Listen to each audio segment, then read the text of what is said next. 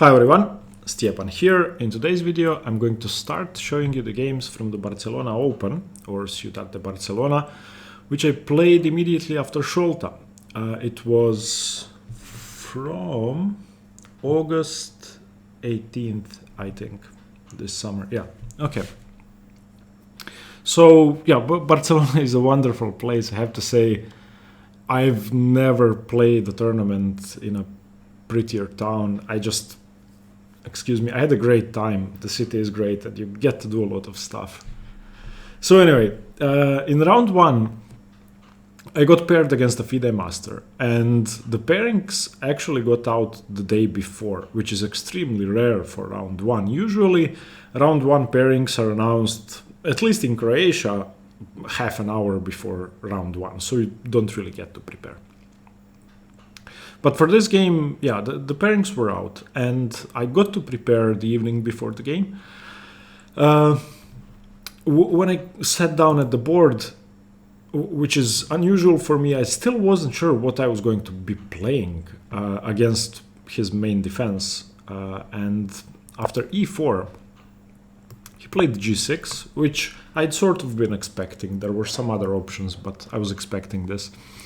And I went d4, bishop to g7. And by this point, I still wasn't sure what I was going to be playing. And I play two different things, or I play three different things. I play with knight c3, the main lines, as you are going to see in some of my other games. But I also play the setups with f3, which can be very tricky for both sides, and they're much riskier.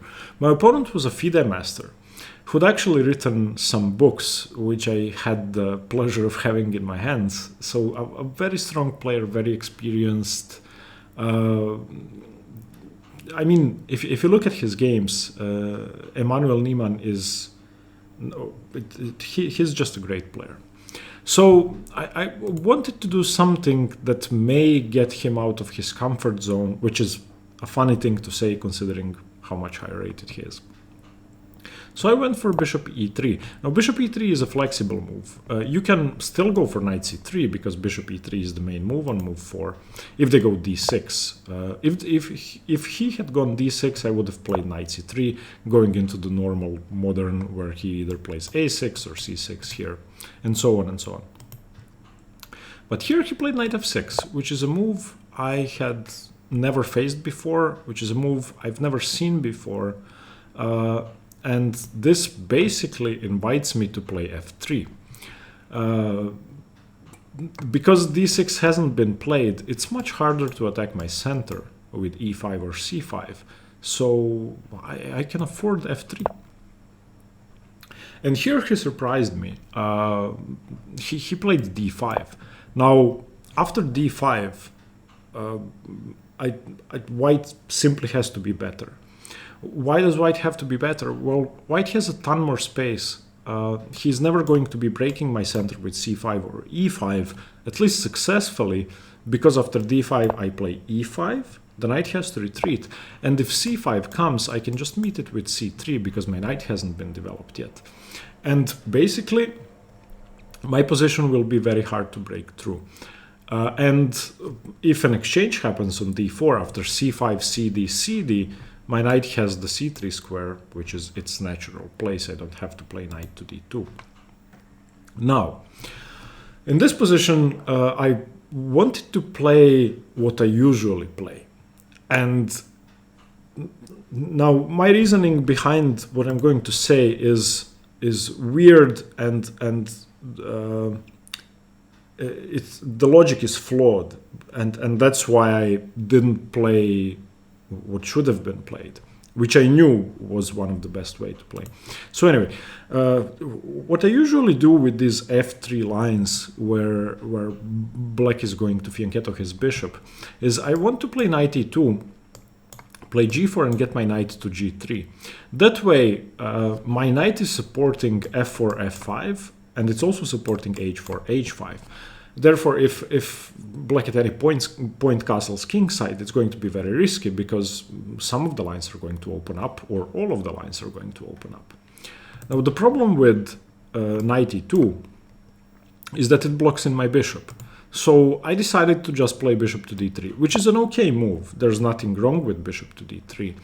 And he played c5, I played c3. But it's just not the optimal way to play. The optimal way to play this position is to develop first and develop normally first. I don't have to waste time on bishop d3, knight e2, g4, blah, blah, blah, because it's much riskier. I can simply go f4. And after he does something, let's say either c5 or castles, doesn't really matter, I just go knight f3. And then I can continue with my plan, which changes now. I don't go for g4, obviously, I go for f5. If he ever plays e6, this bishop is extremely bad. As I said, this pawn is never going away. If he plays c5, I play c3. Therefore, the best square for his bishop would be a6. Makes no sense on b7. And if he doesn't play e6, well, then f5 is coming. And in conjunction with bishop d3, castles kingside, f5 is very strong. Now, usually when I mess up, when I don't play optimally, it's because I don't see the continuation. Here, I'd deliberately chosen not to go for this, because I wanted to play a setup I'm more familiar with. But as I said, bishop d3 is not bad. It's not bad, it's just not the best way to play. c5, c3. Okay, knight c6, normal. And again, I want to go for my setup, which is queen to d2, g4, knight e2, knight g3, all of that stuff. Again, it was much better to go for f4 and knight f3, But I played queen d2. Queen d2 is okay, not bad. And here he played queen to b6, after which I had a long think. Obviously, there is a threat in this position. He's threatening to play c4. And after c4, my bishop has to go to a very unfortunate square, either e2 or f1, or to c2, which seemingly loses my b2 pawn.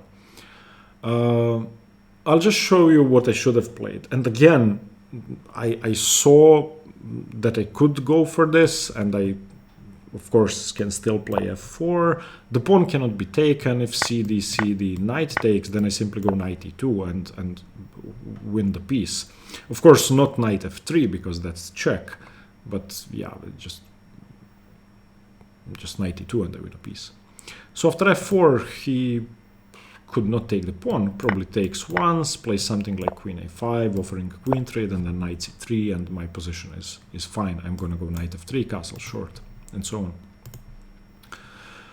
But after queen b6, I decided to lay a trap, and I saw I saw a lot in advance, and I saw the exact position we may get, which we did get in the game, and 6 moves later. So I calculated correctly. We got the position I wanted, but it was a bad position. So this, I don't even know how to call this mistake. This is misjudgment, misassessing the position, not visualizing correctly that the position you want to get is actually bad. So I'm actually happy that I haven't made a mistake in calculation. It's just that I calculated something that's bad, and I went for something that's bad. So here's my trap, which is, by the way, dreadful. It's just a bad move, loses the game. Knight e2.